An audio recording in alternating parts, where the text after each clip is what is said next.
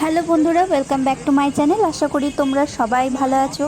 আমিও খুব ভালো আছি। তো চলে এসেছি তোমাদের জন্য নতুন আরও একটি ভিডিও নিয়ে। ভিডিওটি হলো আজকে বহরমপুরের মেলা।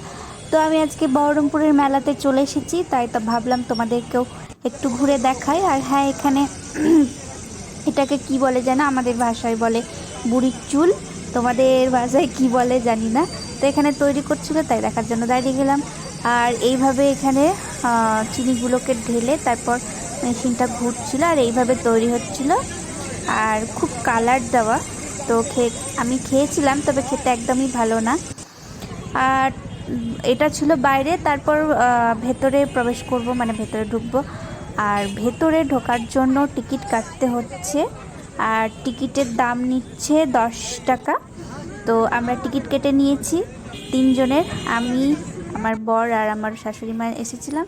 তো মেলার ভিতরে ঢুকে গেছি। আর মেলার ভিতরে ঢুকেই এখানে বিক্রি করছিল ভেতরে আর কি ঝুড়ি, গজা, তারপরে বিভিন্ন রকমের সব গুড়ের ঝুড়ি, জিলিপি, এগুলো সব বিক্রি করছিল। আর দেখেই আমার যেন লোভ লাগছিল খুব, কিন্তু মেলার ভেতরে যেহেতু বসেছে সেই জন্য খুবই দাম বলছিল, সেই জন্য আমরা আর কিনলাম না। তো সেখান থেকে দেখেই চলে গেলাম।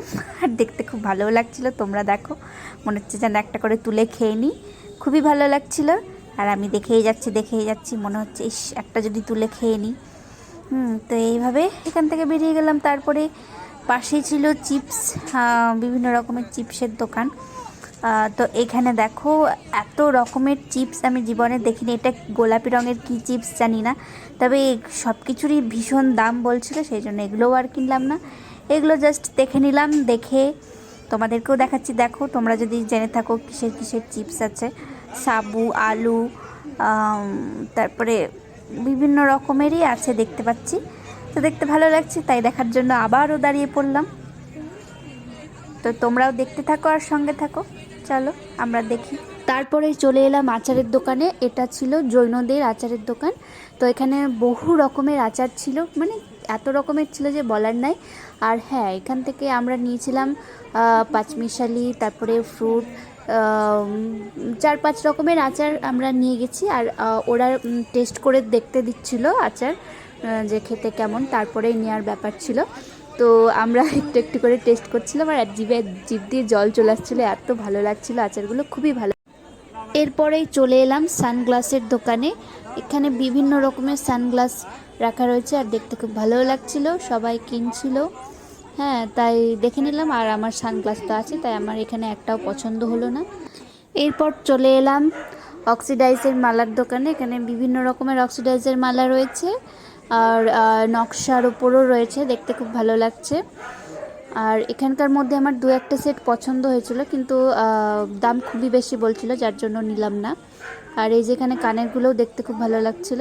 তারপরে চলে এলাম কাঠের দোকানে। এখানে কাঠের চেয়ার, তারপরে রয়েছে ফার্নিচার, মানে ডাইনিং সেট, সিংহাসন, খাট, সোফা, তারপরে ফুলদানি, সব কিছু, এখানে সব কিছু রাখা রয়েছে। আর এখানকার মধ্যে এই ডাইনিংয়ের যে চেয়ারটি রয়েছে, এই চেয়ারটার নকশাটা খুব ভালো লেগেছে আমার, খুব দেখতে সুন্দর লেগেছে। এই যে এই চেয়ারটা আমার খুবই পছন্দ হয়েছে, ডাইনিংয়ে রাখলে খুব ভালো লাগবে দেখতে। কাঠের জিনিসগুলো দেখতে অপূর্ব লাগছিল, অপূর্ব। তো এত বড় মেলার মধ্যে আমরা শুধু 6 রকমের আচার নিয়েছিলাম জৈনদের কাছ থেকে, আর কিছু নিইনি। তো ভিডিওটি এখানেই শেষ করছি। ভিডিওটি যদি ভালো লেগে থাকে তাহলে একটি লাইক দিয়ে দিও। আর আমার চ্যানেলে যারা নতুন তারা আমার চ্যানেলটিকে সাবস্ক্রাইব করে আমার পাশে থেকো। ততক্ষণের জন্য টাটা।